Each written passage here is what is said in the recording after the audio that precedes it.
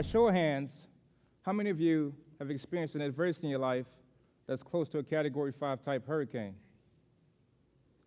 Now, how many of you have been through that hurricane and gotten past that adversity? Tonight, I'm going to talk about the hurricanes of life and how to participate in your own rescue. I was born in Jamaica and I overcame 3 hurricanes to get here. By here, I mean the United States and ultimately to the stage. And when I say hurricanes, I'm not talking about Category 1, Category 2 type hurricanes. I'm talking devastating Category 5 type hurricanes. You see, I had to experience Hurricane Gilbert and Hurricane Andrew, 2 of the most devastating storms in history, both with winds between 170 to 183 miles per hour. Imagine that inside of a car.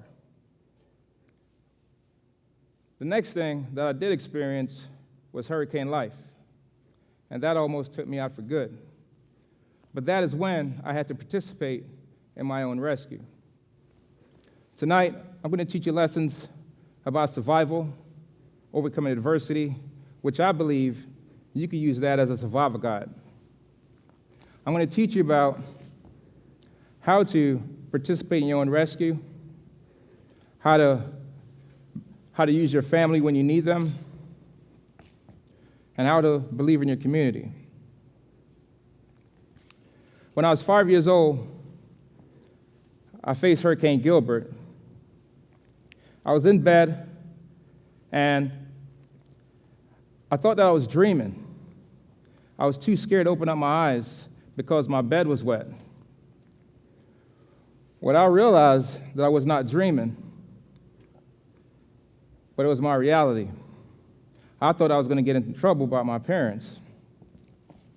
Well, inside of my room, the water started filling up and it looked like a pool. I could not swim, so I thought I could drown. All I could see was toys, clothes, and little knickknacks just floating around. So I did what any kid would do. I screamed for my mom, I screamed for my dad to rescue me. Well, my parents came. My mom came with my brother on her hip, and my dad and my sister grabbed the ladder so they could go to the roof. Following that, we all got on the ladder and climbed up to the roof so we would not drown.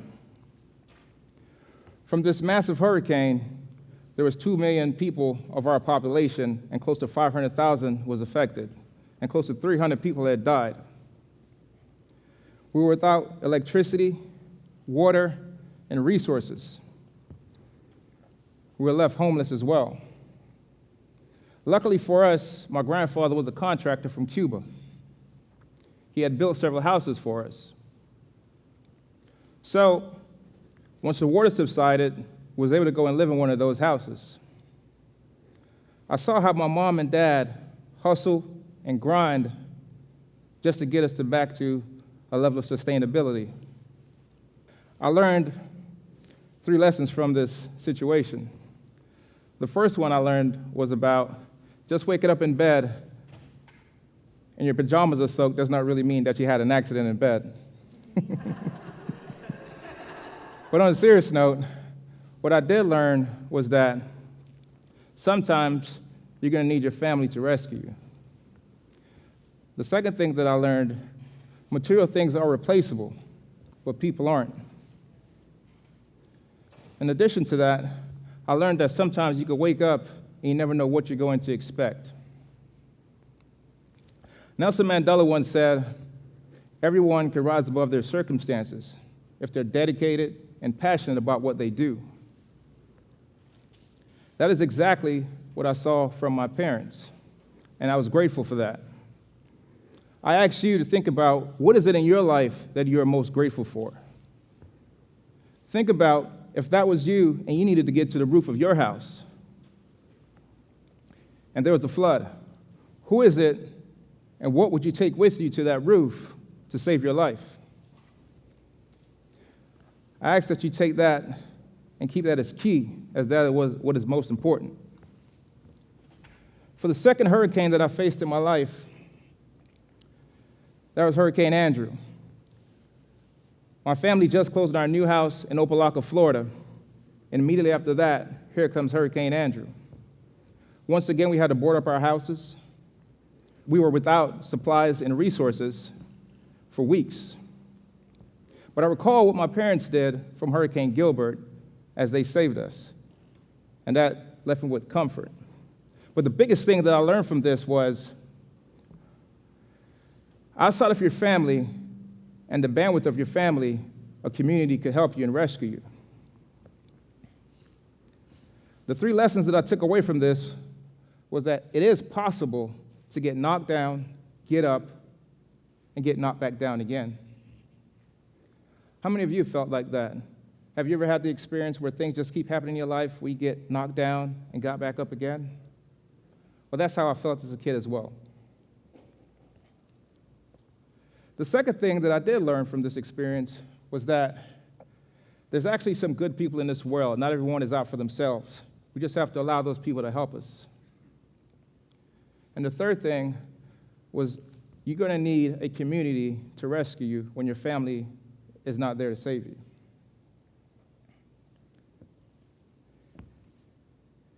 William Arthur Ashe, he said this: adversity causes some men to break and others to become record breakers.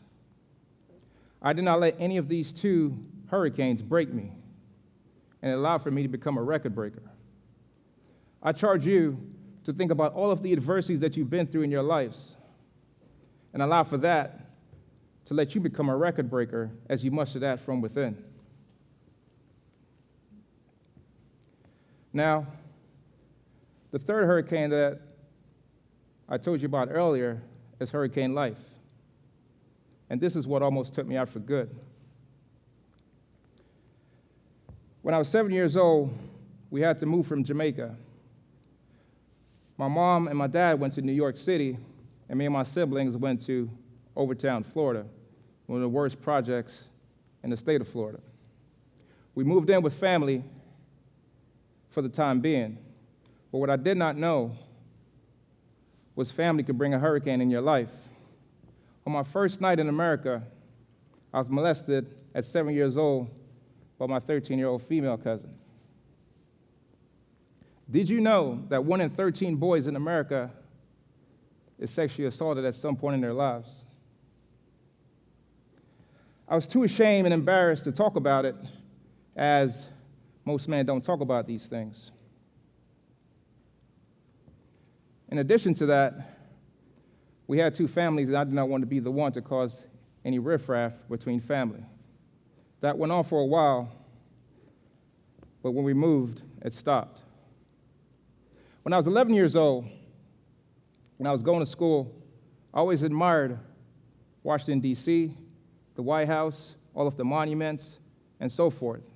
I asked my mom, could I join the Boy Scouts, and she allowed me to. One summer, we had a trip to go to Washington, D.C. The trip was great, all the way leading up to the last day. On that last day, as I was getting out of the shower, the rest of the boys that we were sharing a room with was naked. I was told to get out the bathroom as well and fall in. We were punched, we were kicked into our chests, our legs, and our private parts. I guess this was their form of hazing or initiation. When I returned back home, my mom saw the bruise on my body, and I never returned back to the Boy Scouts, ever. At 13 years old, I traveled to the Caribbean to spend some more time with family, and I was once again molested by another older female cousin. I just really felt like I was a magnet to this thing. When I got to high school, I played football, and I always had the dreams of playing in the professional league. Well, my last 2 years in school, I tore my MCL and I tore my ACL. Those dreams went away. I always still wanted to go to college, and I knew that a GI Bill was an opportunity for that. Well, I joined the United States Marine Corps, and I always thought that there could be a possibility of going to war. Well, after 9/11, I knew that was going to be a reality. On September 12th, 2004, I found myself in Iraq, Fallujah, in the thick of it. On that day, my section, and as the leader of that section, we were attacked by mortars and bombs and gunners, and we had to fight our way out of that.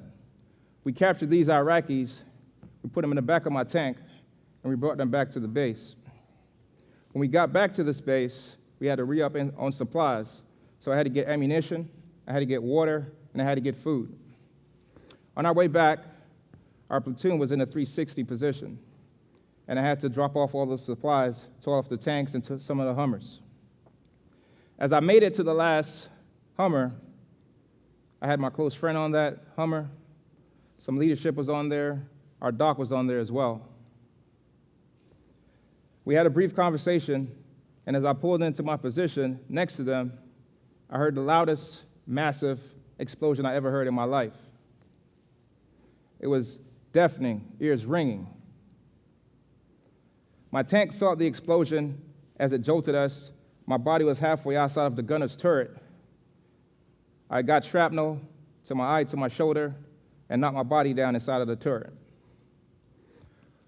Once I came to and got out, me and my crew, we got out through the back to go and see what took place.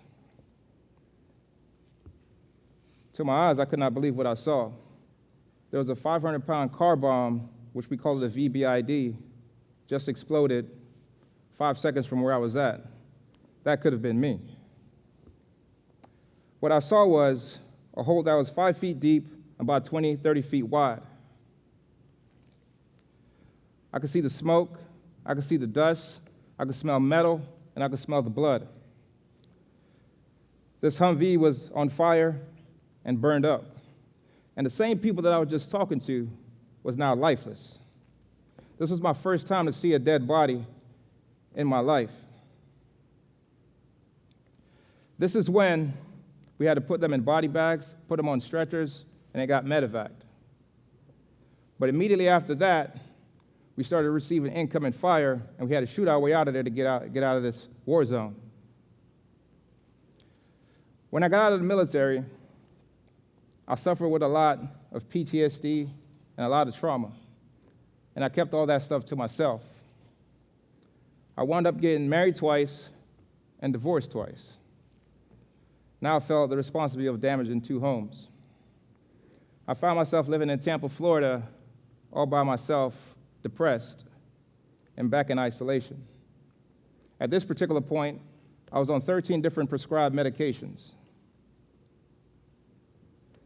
And at this particular point, I was a molested kid. I've been locked up 3 times. I've been through a lot. And at this particular point, I was at the lowest point in my life. And that is when I didn't see any point of living anymore.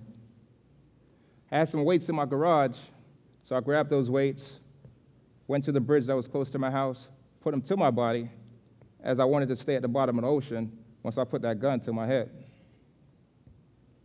But that is then, in that moment, when God started speaking to me. Told me that I had a purpose, I had a mission, I had a gift, I have a story to tell. In that moment, that's when I started crying and started looking deep within. I have a family, I have a son, and I gotta live for them. T.D. Jakes said, when you realize that your past does not dictate your future, you can move forward with your life. I had to be able to exhale all that old air so I could inhale new air. The 3 things that I learned from this was that these hurricanes and these adversities don't last forever. You just have to be dedicated and committed to outlive them. I learned a lot about forgiveness. I learned a lot about getting past hurt. And I learned a lot that I am enough. You are enough. The second thing that I learned from this was I have a purpose, and I had to find my why. I had to change my mindset. I had to have better self-esteem. I had to have clarity in my life. I had to focus. And the third thing that I did learn, I had to now really start participating in my rescue. And what does that mean? I had to start taking action. I had to start being accountable. I had to start being responsible. I had to start being intentional.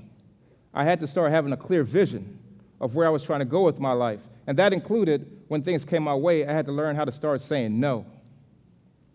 If you don't learn anything from what I said tonight, just remember this. Adversity is going to come in your life every single way in every single direction.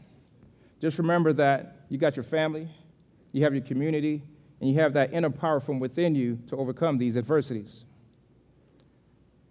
I started a company, Adversity Academy. Through that company, we do mentorships, we do coaching. I'm now an author and a speaker, and I utilize that platform to help people by inspiring them, empower them, and making an impact in their lives. I thank you for your time. Good night.